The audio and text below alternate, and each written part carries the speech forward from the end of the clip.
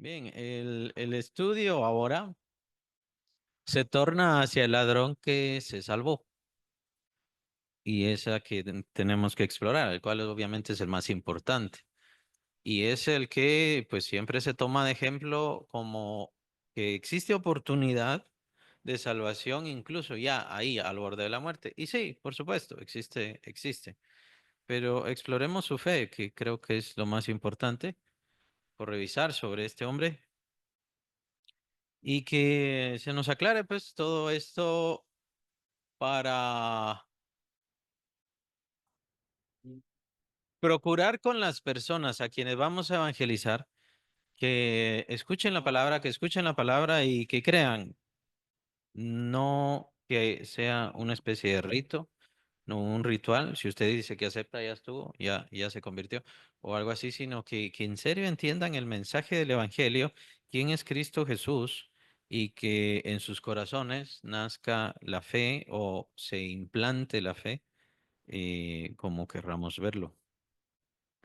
Y que por supuesto, si están ya al final de sus vidas, pues entonces puedan verdaderamente reconciliarse y poder salvar sus almas.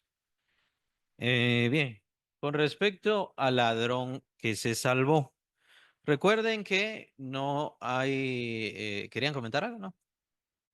Recuerden que no es un ladrón bueno. No sé si han visto películas, yo he visto películas donde sacan a los dos ladrones que murieron a la par del Señor Jesús, a los lados del Señor Jesús. Ajá, y entonces el bueno tiene así como, el bueno, llamémosle, porque así lo pone, como que el ladrón con una cara como compungido, como arrepentido. Como buena gente. En cambio, el ladrón que se condenó y que insultaba al Señor, el cual ya estudiamos, siempre tiene esta cara odiosa, ¿no? Y molesta, hasta como con boca grande. No sé si por boca grande quiere decir que es malvado o algo así, pero es la idea de el ladrón bueno y el ladrón malo, y eso no es así. Ambos eran ladrones y aparentemente hasta compañeros. Y lo más seguro es que cometieron asesinatos. Si se dan cuenta, aquí puse en medio del pizarrón el ladrón que se salvó, pero abajo puse básicamente las mismas características que tenía el ladrón que se condenó. El ladrón que se salvó era egoísta, me refiero a por ser ladrón y muy probablemente asesino. La Biblia no lo dice, pero la muerte de cruz por lo general era por asesinato o por haber cometido algo muy, muy grave. ¿Será que él era egoísta? Entonces por eso no quite las características. Era judío, muy probablemente también era judío. Recuerden que los ciudadanos romanos no morían crucificados, entonces si estaban ahí y moría crucificado, por definición no era alguien romano. Lo más seguro es que era judío. ¿Conocía la fama de Jesús? Lo más seguro también.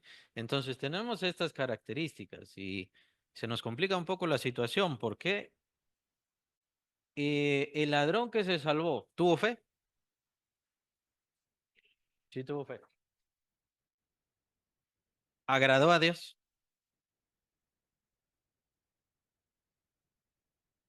En cuanto al vehículo de la fe, que es el amor, o así le pusimos, es nada más una definición o una forma de verlo, ¿será el que él tenía amor por Cristo, por Dios, el ladrón? Sí tenía amor, unos que no, unos que sí, no, que no.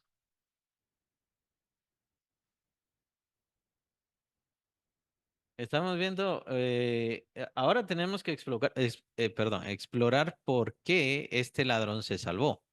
No era un ladrón bueno, no era Robin Hood, pues. Era un ladrón malo al igual que el otro. Sí vamos a ver algunos cambios o algunas características, sí lo vamos a ver. Pero ahora yo quiero que veamos la consecuencia, qué pasó con él, para que entonces exploremos su fe y extraigamos lo mejor, ¿sí? Ajá. Digamos, o sea, ser ladrón. implica que amo a Dios, o sea, un ladrón puede amar a Dios, un engañador puede amar a Dios, un egoísta. Definitivamente una vida. Es muy interesante esto que están discutiendo, que están mencionando, porque eh, obviamente no conocemos el contexto completo del ladrón, solamente podemos especular, pero sí podemos inferir ciertas cosas bastante básicas. S- em, digamos, el asunto de la fe, sabemos que sí tuvo fe, por eso se salvó. Ahora, ¿será que él era un hombre de fe? No sé cómo expresarlo exactamente. O sea, sí, tenía una vida de fe. Ahí ya vamos a llegar a eso, pero vamos contestando las preguntas. ¿Tenía vida de fe? O sea, ¿tuvo una vida de fe? ¿Cómo lo sabemos? ¿Cómo lo inferimos? Exactamente. Entonces tendríamos que inferir que la situación del ladrón era una situación de apartado de Dios, ¿verdad? Recuerden que en aquel entonces no estaba en el Evangelio. El Señor Jesucristo no había hecho la salvación y todo lo demás. En aquel entonces era más una cuestión de esperanza, de la misma manera como Ana, que estaba en el templo, ¿se acuerdan aquella viuda? Si no estoy mal, solamente 7 años estuvo casada y de ahí enviudó y de ahí se quedó, solo buscando al Señor. Simeón, Dios le habló a Simeón de que él vería al Señor antes de morir. Y entonces cuando llegaron a presentar a Jesús de bebé, entonces ahí estaba Simeón y lo vio. Entonces la fe, la vida de fe era así en ese sentido. Exacto. Entonces alguien que es ladrón y definitivamente se tiene que notar que hizo algo mucho más que robar. Definitivamente tuvo que asesinar a alguien. Entonces, una vida que busca de Dios, Dios le busca, Dios le encuentra y Dios le guía. Definitivamente el pecado es consecuencia de estar separados, estar extraviados. O sea, ni siquiera lo estoy buscando, ni siquiera me esfuerzo por buscarlo. ¿Ya? Y entonces mencionaban incluso ahora, ¿no? Los ladrones que le piden a Dios, y se dan cuenta que la situación con la religión es más o menos así, porque sí creen en la santita, sí creen en el San Judas, sí creen en el no sé qué, a pesar de que sean lo que sean. Y no digamos cuando ya pusieron a la Santa Muerte, porque tiene la connotación hacia la religión. Entonces, eso no es fe, esa no es una vida de fe. Dios, si yo le busco, él me va a buscar más a mí, ¿ya? No sé si se comprende, o sea, si yo quiero encontrarme de verdad con Dios, si yo quiero buscarle de verdad a Dios, entonces no le voy a encontrar por mis fuerzas, yo no le encuentro. ¿Qué pasa? Es Él quien viene. La prueba de todo esto es Cornelio. No es que a todos nos va a pasar lo mismo que Cornelio. Cornelio, ¿se recuerdan? Aquel soldado romano que recibió revelación por parte de Dios. Ahora, él fue muy especial toda la situación porque era la entrada de los gentiles a la iglesia, la entrada formal por medio del Espíritu Santo, o sea que el Espíritu Santo caía. Entonces es una situación especial también. Pero, aunque no es lo mismo con Cornelio que nos pasa a todos, sí es Dios quien nos busca. Por eso también he mencionado la misión de Dios. Es Dios quien nos busca. De hecho, Dios busca a todos.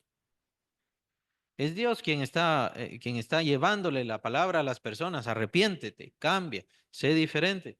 Y también le hablaba a este ladrón, pero ¿qué pasa? El ladrón le rechazaba y siguió, porque es lo que tenemos que inferir.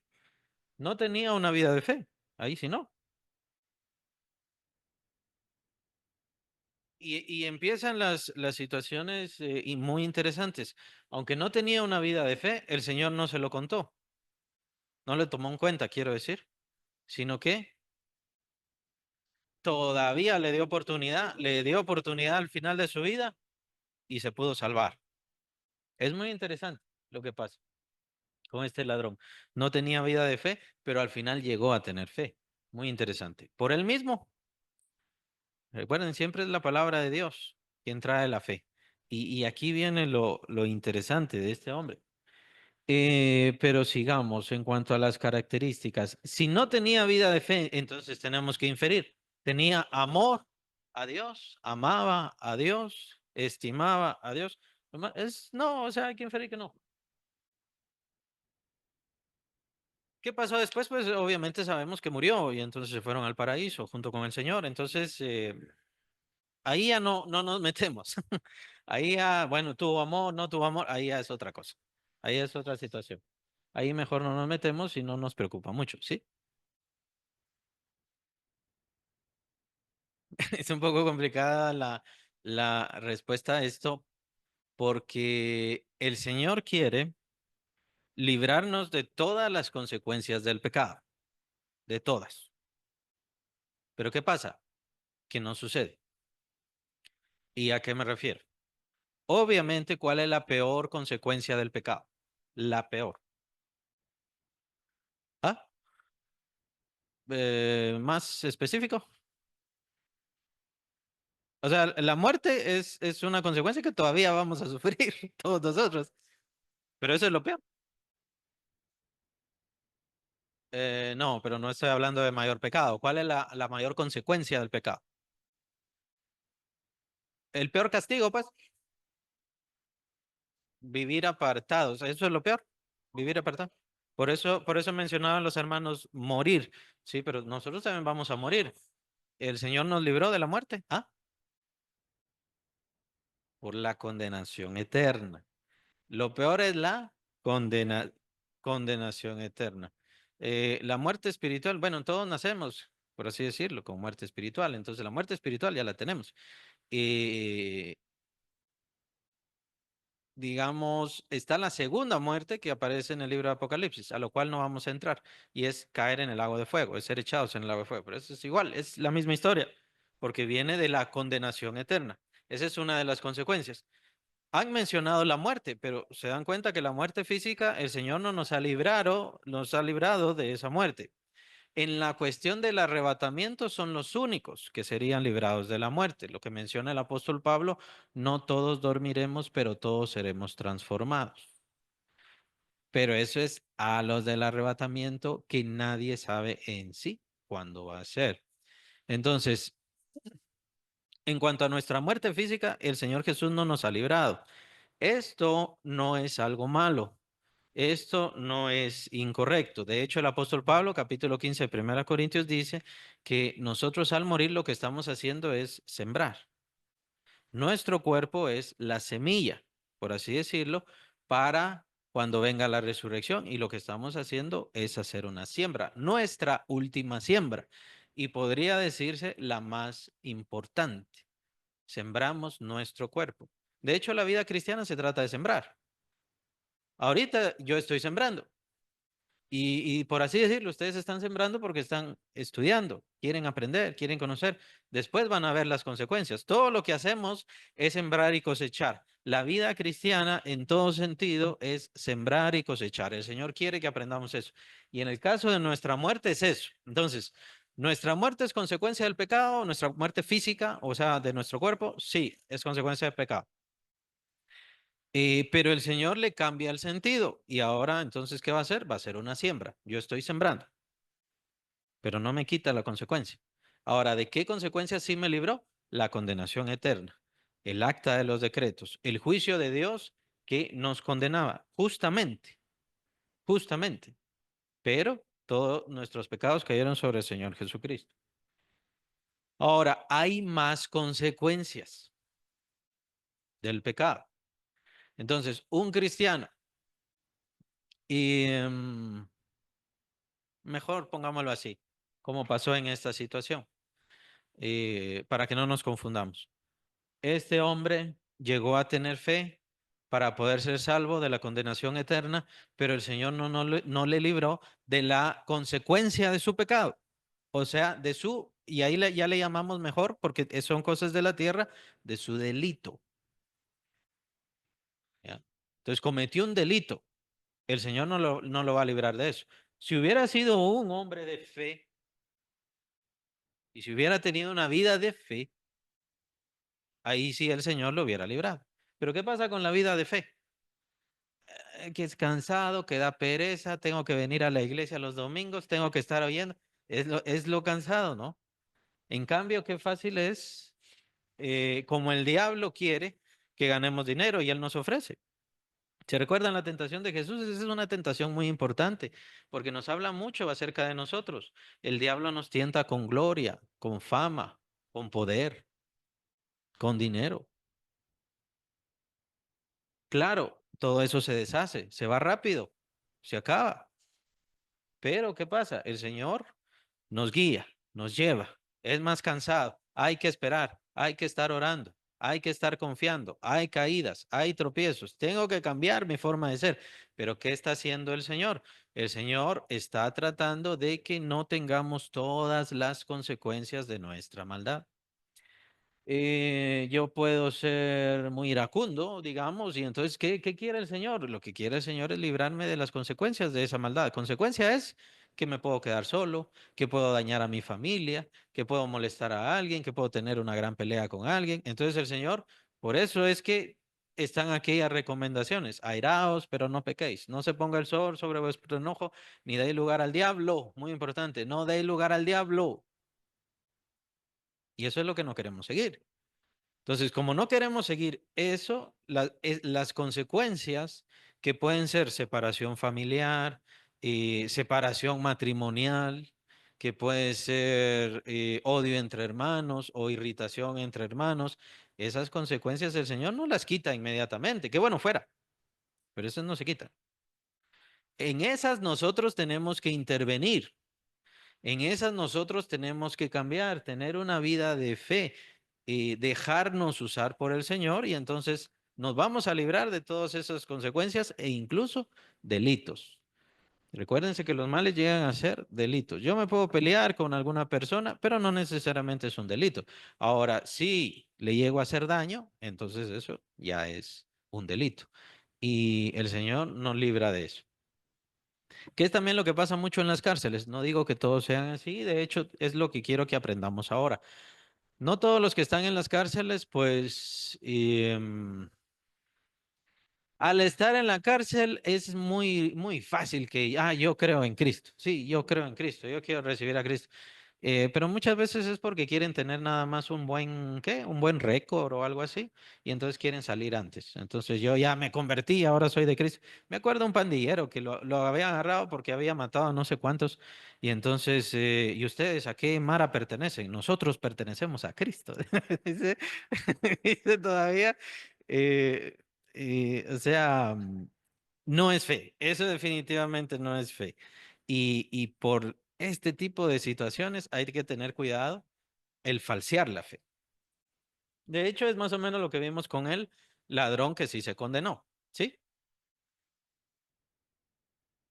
Sí. Y ahora, ahí, exacto, da la oportunidad. Es lo que yo llamo la oportunidad de salvación. No es perder la salvación, es perder la oportunidad de salvación. Yo le llamo así.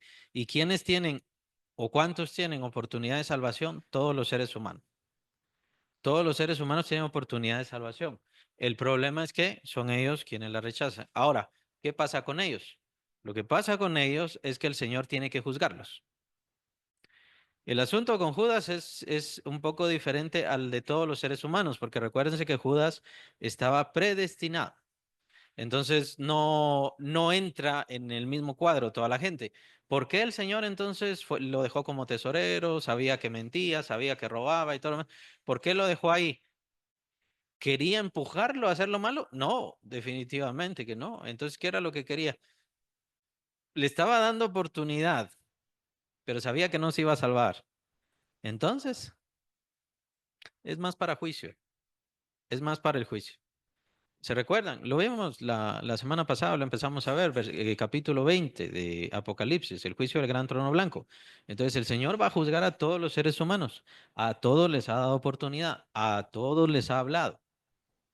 Y por eso les digo, todos tienen oportunidad de salvación y la gente rechaza la oportunidad, su oportunidad de salvación. En el caso de Judas estaba predestinado para la condenación. Entonces, ¿por qué el Señor fue tan bueno? Por su juicio, por cuestión del juicio. Tomen en cuenta que las personas que se van sin Cristo en este momento están ya en el infierno. Así lo vemos, capítulo 16 de Lucas. En este momento ya están en el infierno. Y alguien podría decir, bueno, pero eso es injusto, si todavía no le han hecho juicio. ¿Por qué? ¿Por qué de una vez ya los tiene ahí condenados? ¿Por qué el Señor de una vez ya los tiene ahí en sufrimiento? Lo que pasa es que el juicio ya está hecho. El juicio del gran trono blanco es nada más un formalismo. Ahí ya están todos los libros, está toda la evidencia, ya está quién le habló, cuántas veces le hablaron, cuántas veces negó a Cristo, todo lo que dijo. Me cae mal Cristo, me cae mal Jesús, las maldiciones, las blasfemias, todo está registrado. Entonces es un formalismo nada más. Entonces las personas que están en el infierno solamente van a salir del infierno al juicio del gran trono blanco para completar el formalismo y entonces serán tomados y echados al lago de fuego. Que también me han preguntado, bueno, si lo sacan del infierno y entonces lo llevan al juicio del gran trono blanco a hacerles juicio, ¿tendrán oportunidad de salvación? No, es un formalismo, nada más es un formalismo. ¿Por qué? Porque los que caen en el infierno todavía no tienen su juicio. Ellos no pasan con San Pedro y a ver San Pedro qué dice, si es bueno o no, entonces lo tira al resbaladero hacia el infierno. No, no pasan todas esas cosas. Ellos, si mueren sin Cristo, inmediatamente abren sus ojos en el infierno, como pasó con el rico, capítulo 16 de Lucas. Ahí está. Pero todavía no está el juicio. Entonces, ¿cuándo va a ser el juicio? El juicio del gran trono blanco. Y es el formalismo donde también ante todas las multitudes, digamos, si nosotros vamos a estar ahí ante todas las multitudes, va a salir, bueno, mis hechos, mi situación, recibí a Cristo, le serví, etcétera, etcétera. Y por supuesto, lo que menciona el juicio del gran trono blanco, el libro de la vida del Cordero. Ahí está mi nombre, sí, ahí está mi nombre, entonces es salvo. Si no está el nombre de fulano, el nombre de fulana, se le toma, los ángeles le toman y entonces a la muerte segunda. ¿Verdad? ¿Por qué? Porque Dios es un verdadero juez y es el juez más justo que existe. Pues no lo sabemos exactamente, solo sabemos que el infierno, lo que menciona el apóstol Juan, el infierno entregará a sus muertos, el mar entregará a sus muertos, todos entregarán a sus muertos. ¿Ya? Y lo que se menciona es quienes estaban escritos en el libro de la vida, esos se salvaban, quienes no, entonces eran tomados por... ajá. Ahora, si nos pasa a nosotros, es nada más por formalismo, lo que acabo de decir, es un formalismo. O sea, no soy creyente, el Señor me salvó, después voy al juicio del gran trono blanco y resulta que me voy a condenar. No va a pasar eso, ¿sí? No sé si ese era ese lado. No, eso no va a pasar. ¿Por qué? Porque es un formalismo. Nada más. Ya. Bien, con respecto a Judas, mejor ahí nos quedamos porque él es muy particular. Él es un predestinado, predestinado para la condenación, para lo que hizo, para el daño que hizo. Bien, tenía apoyo este hombre, ya que es muy interesante. Tuvo fe para salvación, pero no tenía una vida de fe. Muy interesante. ¿Agradó a Dios? O sea, a Jesucristo. ¿Le agradó? Sí. Sí, exacto. Cuando tuvo fe, ¿no? ¿Era un hombre practicante de lo malo y por eso agradaba a Dios? Obviamente no, porque estaba haciendo lo malo. ¿Ya? Entonces están las dos situaciones, la situación de toda la vida del condenado, del ladrón, y el momentito en el que fue crucificado. Es como que ahí hubo un cambio, ¿no? Y es muy interesante todo esto. Agradó al Señor en el momento en que tuvo fe, no en su vida, en el momento que tuvo fe. ¿Tuvo amor? No. ¿Traicionó la fe? No. No tuvo traición de fe ni tampoco lo negó. De hecho, confesó. Tuvo fe y confesó. Tuvo fe y confesó. Ya vamos a entrar a eso. Tuvo fe y confesó. Muy importante. No soy creyente, solo creyente guardándome las cosas. No, tengo que confesar. Y nosotros como creyentes tenemos que confesar a Cristo. ¿Por qué yo soy creyente? ¿Por qué yo soy salvo?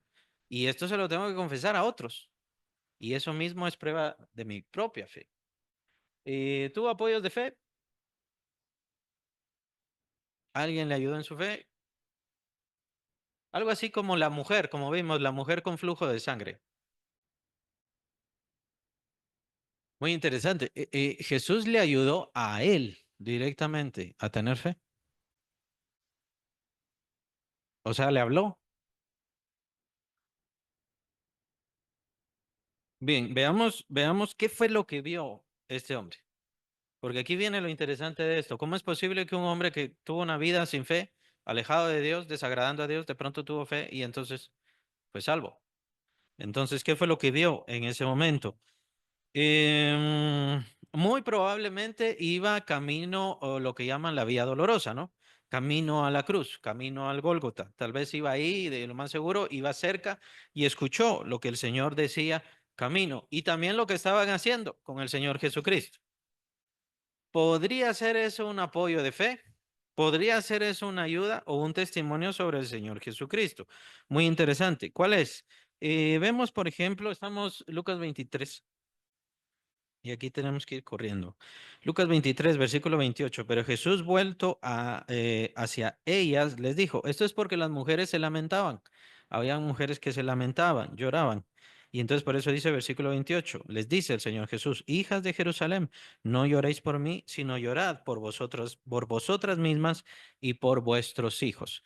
Diríamos hasta donde sabemos, ahí es donde el Señor Jesús podría haber tenido un contacto con este ladrón, que no fue un contacto directo con el ladrón. Es decir, el ladrón solo estaba oyendo y muy probablemente escuchó eso. Llorad por vosotras y por vuestros hijos, porque aquí vendrán días en que dirán, bienaventuradas las estériles y los vientres que no concibieron y los pechos que no criaron. Otra vez, entonces comenzaban a decir a los montes, entonces comenzarán a decir a los montes, caed sobre nosotros y a los collados cubridnos. Aquí el Señor Jesús está hablando de la retribución que vendría sobre Jerusalén. Por eso les dice el Señor, no lloren por mí. Esto que están haciendo, vendrá algo mucho más espantoso contra todos ustedes, contra sus hijos, contra sus nietos. No lloren por mí. Entonces, estamos viendo la entereza del carácter de Cristo. ¿Por qué el Señor Jesucristo no soportó la cruz? Recuerden que era un hombre carpintero, pero creo que se le llama de artesonado, creo que es la palabra, que quiere decir que él era un carpintero constructor. Entonces él no era alguien que hacía sillas y mesas, sino que él construía. Entonces estaba acostumbrado a los pesos grandes, a los troncos, a las vigas. Era un hombre muy fuerte y por supuesto lo prueba en su ministerio. Él dormía en los montes. Con lo único que se tapaba era con una túnica. Era un hombre muy fuerte, porque él ya no soportó la cruz. Esto es debido a el flagelo que recibió, los flagelos. Y por supuesto también la corona, porque la corona también, siendo de espinas, lo que hacía era que su sangre brotara.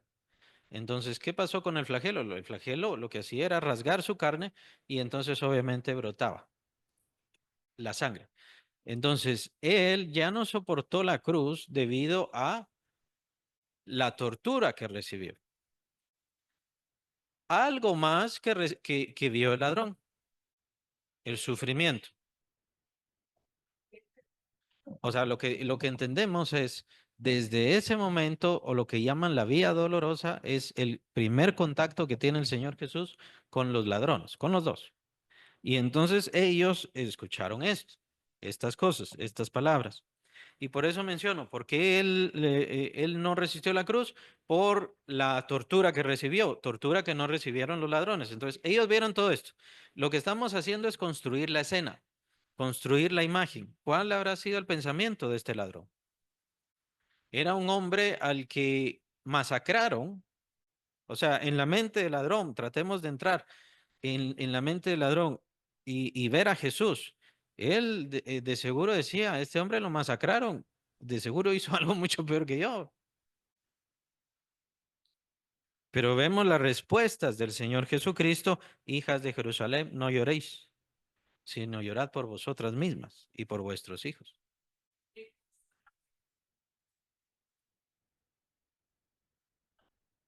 Exacto. Vean el 31, porque si en el árbol verde hacen estas cosas, en el seco, que no harán. Entonces, imaginemos que el ladrón está escuchando esto, estas cosas. Solamente nos estamos quedando con lo de Lucas. No vamos a entrar debido a cuestiones de tiempo a lo de Mateo, porque es muy importante todo esto. ¿Qué otro contexto? Bueno, vemos el 31, el 32 que había mencionado.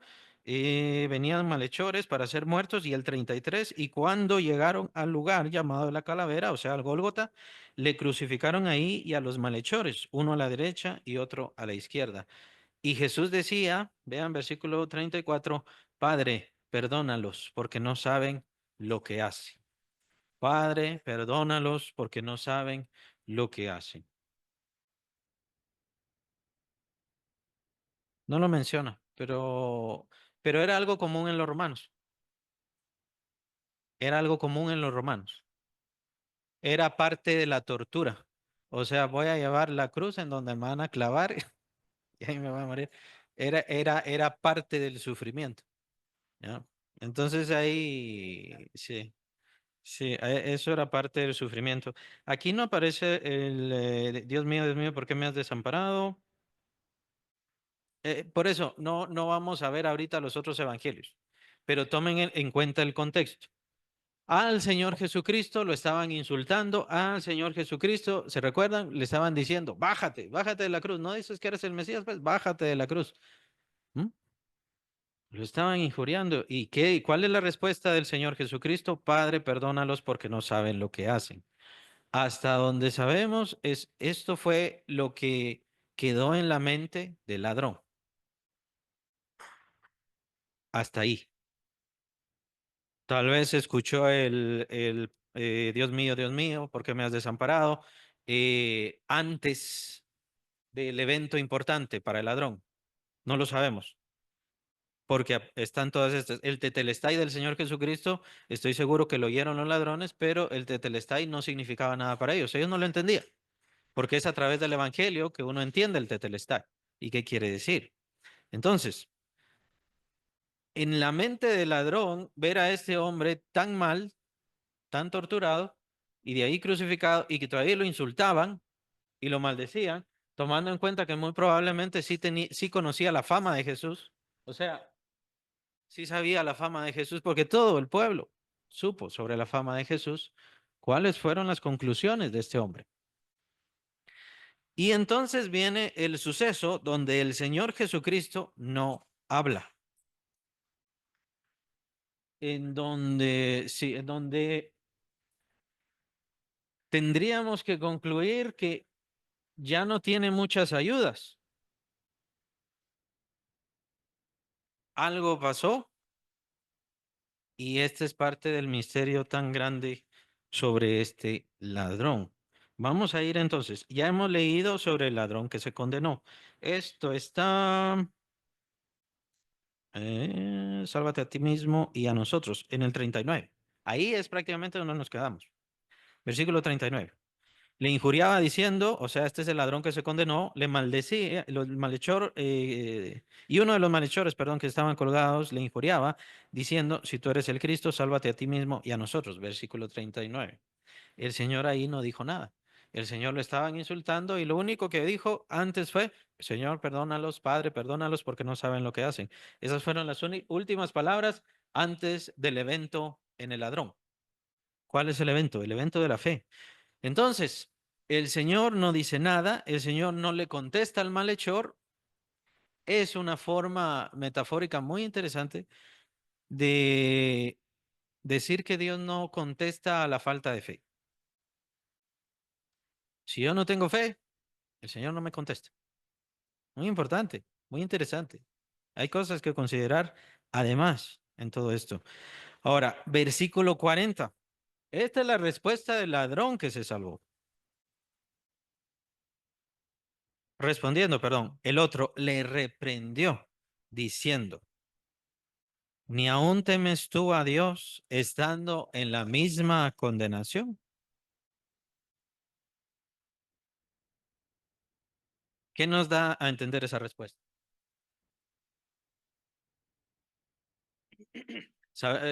Mira, sabemos que tuvo una vida mala, pero ahora él tiene un cambio. Se encuentra crucificado y tiene un cambio. Que no es el Señor Jesucristo forzándolo. El Señor Jesucristo solamente estaba ahí siendo crucificado, cumpliendo la santificación de nuestros seres. Entonces, ¿cuál fue la conclusión de este hombre? En primer lugar, temor a Dios. ¿Será que temió a Dios? ¿Tuvo temor de Dios? Muy importante. ¿Tuvo temor de Dios, pero antes tenía temor de Dios? ¿En su vida de ladrón? No, pero ahora tuvo temor de Dios. Se encontró, tuvo un choque, es lo que llamamos un encuentro. Y más o menos lo tuvo Saulo de Tarso también, quien después se llamó Pablo, el apóstol Pablo. Tuvo un temor. Pablo perseguía a Jesús y hacía que los cristianos blasfemaran del Señor Jesús. Cuando el Señor se aparece, ¿qué dice? ¿Qué quiere el Señor? ¿Mm? Tuvo un encontronazo. Y por eso, y dense cuenta, el Señor sí quiere quitarnos las consecuencias de nuestro mal. Todas. Si es posible, sabiendo obviamente de que nuestra muerte física no la va a quitar a no ser con el tiempo del arrebatamiento, pero eso ya toca a cada quien, ¿no? No. O sea, en sí tenemos que entender que todos debemos plantar nuestra semilla, que es nuestro cuerpo, y por ende debemos morir. Esa es consecuencia del pecado. El Señor quiere quitarnos todas las consecuencias del pecado, pero el Señor nos deja en esta vida ciertas consecuencias. Y les pregunto por qué. Y aquí lo estamos viendo. Pasó con el hijo pródigo, para darnos cuenta. Para darnos cuenta a dónde nos lleva, cuál es la consecuencia de mi egoísmo, de mi estar apartado de Dios, de mi desinterés, antes de que venga lo peor.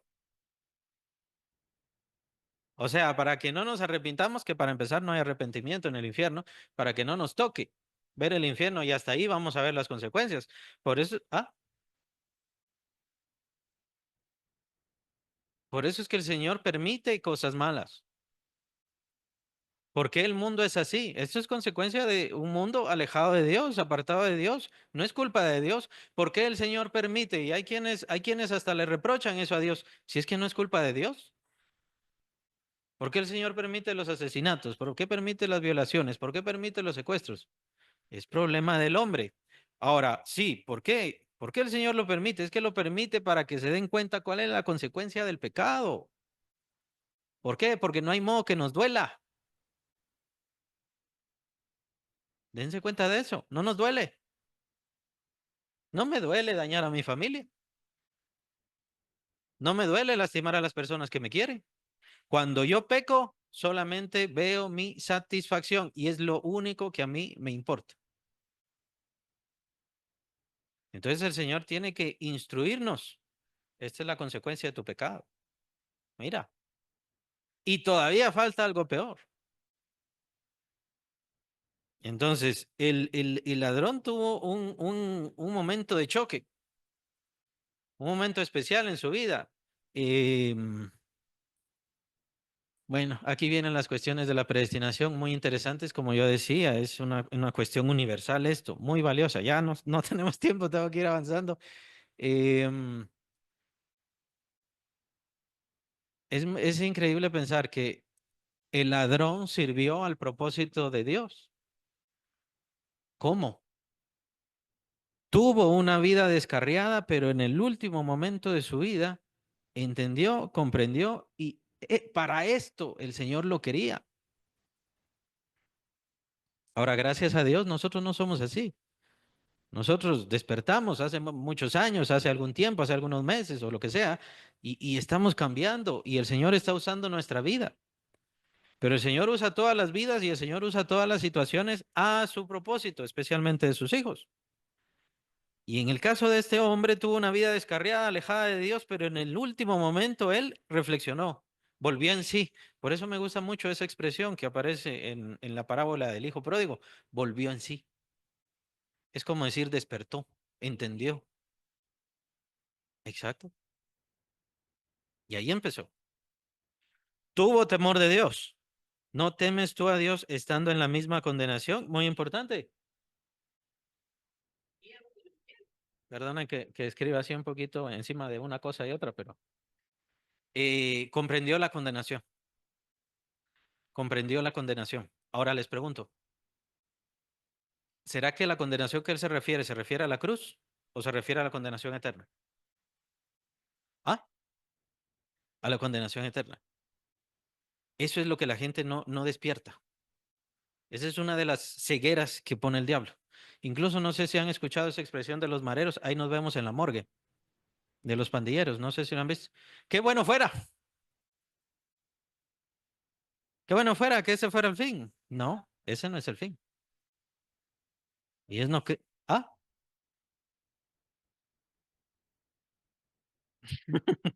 es porque no saben el infierno, ¿no? Pero esa expresión a mí me llamó mucho la atención. ¿Por qué? Porque a ellos les da igual que me den 600 años, que me den 1000 años, 2000 años. ¿Han visto esas cadenas perpetuas todas chistosas? Ok. Y lo que me espera es la morgue. No, no, no. Espera algo muchísimo peor. Muchísimo peor. Iba a decir algo. Y de hecho la misma Biblia lo dice. Qué bueno fuera si en serio no hay condenación, si en serio no hay resurrección, si en serio no hay nada, entonces comamos y bebamos que mañana moriremos. La vida se trataría de gozarla, pero de eso no se trata la vida. Y ese no es el fin. De hecho, nuestras vidas no tienen fin. Pero lo que hacemos en esta vida pequeña, menos de 100 años, va a definir toda nuestra eternidad. Y parte del pecado tiene que ver con tener los ojos ciegos hacia la condenación. Y les pregunto, ¿qué le pareció al ladrón peor, la condenación o la crucifixión? Estaba viviendo la crucifixión, estaba sufriendo la crucifixión. Y él dijo, es peor la condenación. Le tuvo miedo a la condenación. Los romanos me crucificaron, pero es Dios. Por eso dice, ¿no tienes temor a Dios? Es Dios quien me va a condenar. Y justamente, y justamente, no sé si tenemos tiempo, sí, un poquito. Sigamos, porque estas palabras son muy importantes. Y surgieron de ese chispazo de fe que viene de Dios. Por eso la fe es un milagro y por eso hemos visto, la fe es una sustancia, es la sustancia que Dios nos da, es la evidencia de nuestra salvación, es algo que Dios nos da. Puede parecer con lo que vamos a ver acá que estamos apoyando las cuestiones de los calvinistas, que es Dios quien nos salva y nosotros no tenemos nada que ver. No, pero el Señor toma muy en cuenta nuestras decisiones. El hombre tuvo decisión y confesó. Dense cuenta que el Señor no hizo nada. El otro hombre solo habló, pero quien contestó fue él inmediatamente. Versículo 41. Aprovechando los últimos momentos de vida del Señor Jesucristo. Porque recuérdense que el Señor Jesús murió antes que los ladrones. A los ladrones les tuvieron que quebrar las piernas. Versículo 41. Nosotros, a la verdad, justamente padecemos. ¿Qué es eso? Confesión, confesión, confesión. Porque recibimos, se estaba confesando a él mismo, estaba confesando su pecado, estaba confesando las consecuencias de una vida alejada de Dios.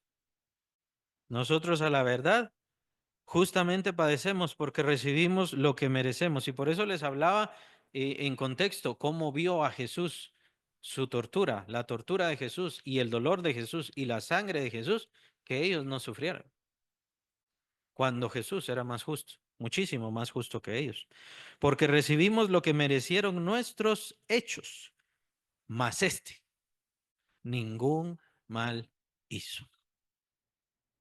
¿Cómo concluyó eso el ladrón?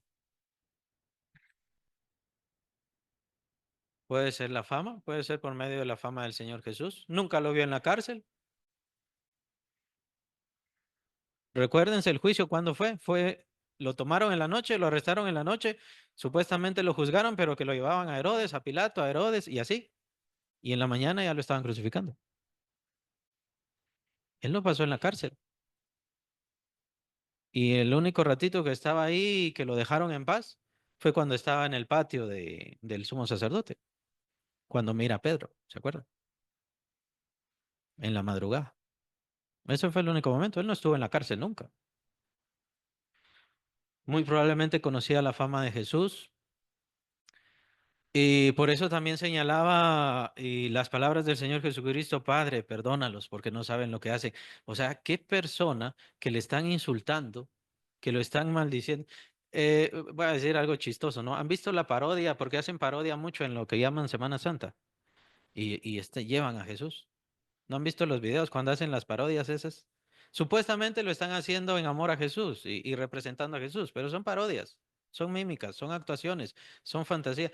Y es muy chistoso porque sacan los videos cuando se enoja porque le están pegando mucho y entonces empieza Jesús a patear a los soldados romanos.